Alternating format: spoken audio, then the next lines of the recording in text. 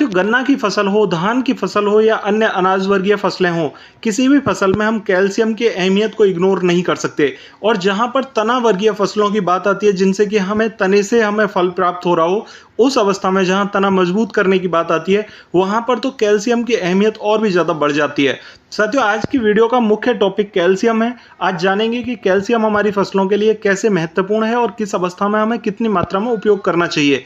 Calcium को पेड़ी गन्ने में हम किस समय पर कितनी मात्रा में उपयोग करें, पौधा गन्ने में किस समय पर कितनी मात्रा में हमें उपयोग करना चाहिए, और सबसे मुख्य बात आज जानेंगे कि कैल्शियम नाइट्रेट और कैल्शियम क्लोराइड में क्या फर्क होता है और हमें कौन सा कैल्शियम उपयोग करना चाहिए। साथियों, अब जानेंगे कि कैल्शियम पौधों के लिए किस प्रकार से महत्वपूर्ण है और कैल्शियम मिट्टी के लिए किस प्रकार से जरूरी है और मिट्टी की संरचना में किस टाइप से सुधार करने का काम कैल्शियम करता है।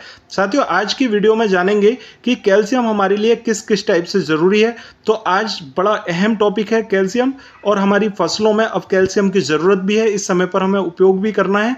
तो साथियों, आज की वीडियो में मैं ये सारी जानकारी लेकर हाजिर हूं, तो बने रहिए वीडियो में। आइए शुरुआत करते हैं इस वीडियो की। सबसे पहले जानते हैं कि कैल्शियम पौधों के लिए क्यों जरूरी है, क्या काम करता है पौधों में कैल्शियम।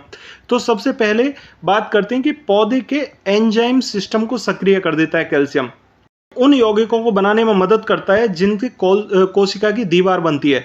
जैसे आप देखते हो कि गन्ने में जो हमारी पोरी बनती है, उस पोरी को बढ़ाने का काम कैल्शियम, मजबूत करने का काम कैल्शियम करता है। और सबसे महत्वपूर्ण बात कि तने में जितना भी मजबूती देने का काम करता है, उसमें कैल्शियम की बहुत ज़रूरत होती है। और जितने भी बाहरी साइड के यौगिक होते हैं जो कि हमारे पौधे के तने को बाहर से ढकते हैं, कवर करते हैं, वो कैल्शियम उनको मजबूत करने का काम करता है। साथियों, पौधे की संरचना को मजबूत करने का कार्य कैल्शियम यहाँ पर करता है। और कैल्शियम जड़ों की वृद्धि में सुधार करने के साथ साथ अन्य पोषक तत्वों को अवशोषित करने की जो क्षमता होती है, उसे बढ़ाने का काम करता है। और इस क्षमता को बढ़ा के हमारे उत्पादन पर सीधे इफेक्ट डालने का काम कैल्शियम करता है।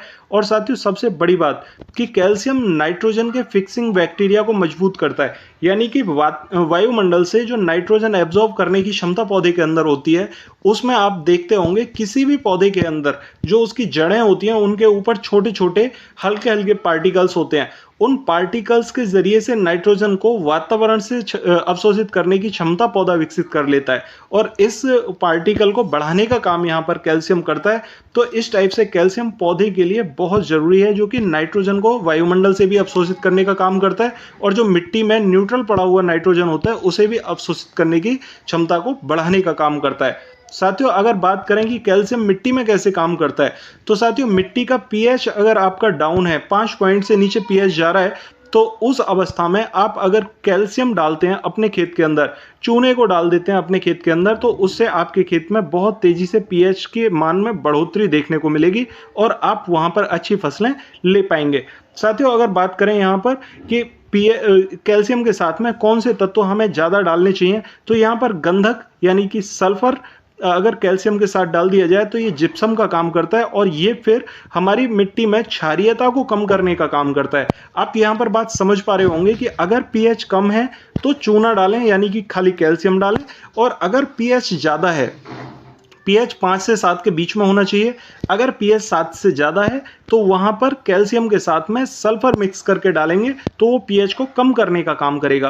कैल्शियम और सल्फर ये दोनों मिलके जिप्सम का काम करते हैं। जिप्सम के अंदर लगभग 23 पॉइंट तक यहाँ कैल्शियम और सल्फर की मात्रा पाई जाती है, समथिंग 18%।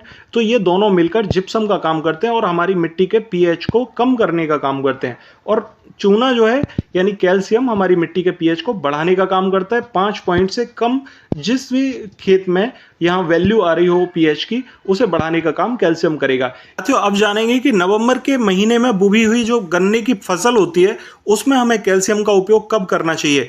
तो जुलाई आते आते ये फसल काफ़ी ज़्यादा बढ़ जाती है, उस अवस्था में हम गन्ने में कैल्शियम की मात्रा का उपयोग नहीं कर पाते, इसीलिए किसान साथी जून में या मई के महीने में ही यहाँ पर कैल्शियम का उपयोग कर लेते हैं।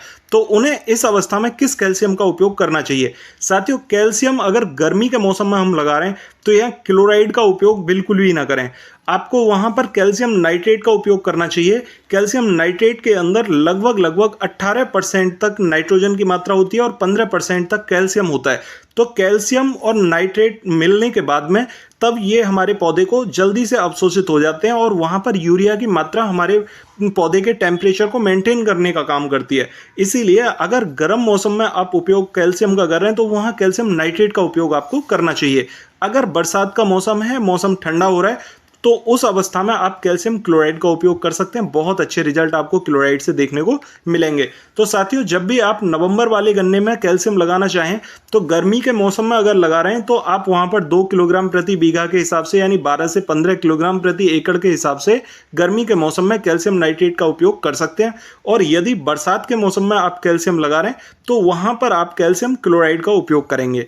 साथियों, ये तो हुई बात नवंबर वाले महीने में। हम नवंबर के महीने में बुवाई हुई गन्ने की फसल में हम किस टाइम पर कैल्शियम का उपयोग करें और कौन सा कैल्शियम हमें किस समय पर उपयोग करना है। दूसरी बात कि कैल्शियम अगर हम फरवरी की बुवाई में या फरवरी से अप्रैल की बुवाई के बीच में बुवाई हुई है फसल की, तो उस फसल में हम कैल्शियम का उपयोग कब कर सकते हैं।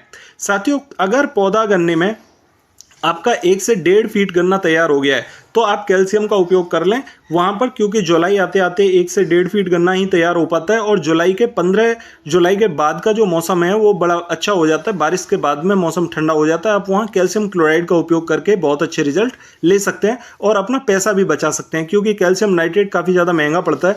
15 से 20 किलोग्राम कैल्शियम नाइट्रेट काफ़ी ज़्यादा कॉस्टली पड़ता है। इसीलिए आप अगर कैल्शियम क्लोराइड का उपयोग कर लेते हैं तो यहाँ मात्र आपको 4 से 5 किलोग्राम कैल्शियम क्लोराइड डालना होता है 1 एकड़ ज़मीन में, और ये 400 से 500 रुपये का ही कैल्शियम मिल जाता है। तो साथियों, इस टाइप से आप बड़े अच्छे रिजल्ट इसके ले सकते हैं। और बात करें अगर कि पेड़ी गन्ना है तो पेड़ी गन्ना में हमें कब और कितनी मात्रा में उपयोग करना चाहिए कैल्शियम नाइट्रेट या कैल्शियम क्लोराइड का। तो साथियों, पेड़ी गन्ना जब कटने के बाद में तैयार होता है तो जुलाई आते आते गन्ना लगभग 1 से 1.5 फीट ही तैयार हो पाता है, 2 फीट तक का हो जाता है। तो इस गन्ने में जब हम कैल्शियम का उपयोग करें तो यहाँ पर कैल्शियम क्लोराइड का उपयोग बड़ी आसानी से कर सकते हैं, क्योंकि बरसात का मौसम हो जाता है और जुलाई के महीने में कैल्शियम क्लोराइड लगाने में कोई दिक्कत नहीं है। अगर आपका गन्ना बहुत ज़्यादा बढ़ चुका है और गन्ने में आप एंट्री नहीं कर पा रहे हैं तो आप ड्रम ले लें और ड्रम में आप लगभग 3 किलोग्राम कैल्शियम और यहाँ पर चूना ले लें। 3 किलोग्राम चूना ले के और उसे 15 से 20 लीटर पानी के अंदर फुला दें और फुलाने के बाद इस पानी को अपने खाद के साथ में, यूरिया खाद के साथ में छोड़ दें। बड़ी आसानी से आपको बहुत अच्छे रिजल्ट देखने को मिलेंगे। साथियों, बहुत सारे किसान साथियों का सवाल रहता है कि कैल्शियम नाइट्रेट हमें कितनी मात्रा में उपयोग करना चाहिए। तो साथियों, 12 से 18 किलोग्राम प्रति एकड़ के हिसाब से आप आसानी से इसमें उपयोग कर सकते हैं। 15 किलोग्राम सफिशिएंट डोज रहती है। और कैल्शियम क्लोराइड की कितनी मात्रा का बुरकाव हमें यहाँ पर करना चाहिए, तो आप 4 किलोग्राम से लेकर 6 किलोग्राम तक अपने गन्ने में यहाँ पर खाद के साथ में मिला के बुरकाव कर सकते हैं। आपको उससे बहुत अच्छे रिजल्ट देखने को मिलेंगे। अगर पानी के साथ में छोड़ना चाहते हैं तो मात्र 3 किलोग्राम चूने का पानी आप यहाँ पर ले सकते हैं और उसी पानी में कितना भी पानी आप बढ़ा के अपने खेत में छोड़ सकते हैं प्रति एकड़ के हिसाब से। साथियों, अगर बात करें कि चूना ही कैल्शियम का सबसे अच्छा स्रोत किस टाइप से है, तो साथियों, चूने के अंदर हमारे कैल्शियम की मात्रा लगभग 75 से 80% तक पाई जाती है। आप जब भी चूना लेते हैं, एक तो सबसे सस्ता पड़ता है, मात्र 10 से 12 रुपये प्रति किलो के हिसाब से चूना हमें मिल जाता है पिसा हुआ। उसमें सबसे सस्ती डोज है। आप इसमें मात्र 3 किलोग्राम प्रति एकड़ के हिसाब से उपयोग करेंगे तो आप मात्र 20 किलोग्राम में ही 2 से 3 डोज बड़े आसानी से दे सकते हैं अपने गन्ने में। बहुत अच्छे रिजल्ट आपको देखने को मिलेंगे। साथियों, अगर बात करें यहाँ पर कि यूज़ करने में, तो सबसे ज़्यादा आसान है यूज़ करने में, क्योंकि पानी के साथ हम आसानी से इसे छोड़ सकते हैं। साथियों, कैल्शियम नाइट्रेट के साथ में हम क्या क्या मिला के उपयोग कर सकते हैं, तो देखो, इसके साथ में आप बोरॉन मिला सकते हैं। कैल्शियम के साथ में आप बोरॉन मिला के आसानी से उपयोग कर सकते हैं।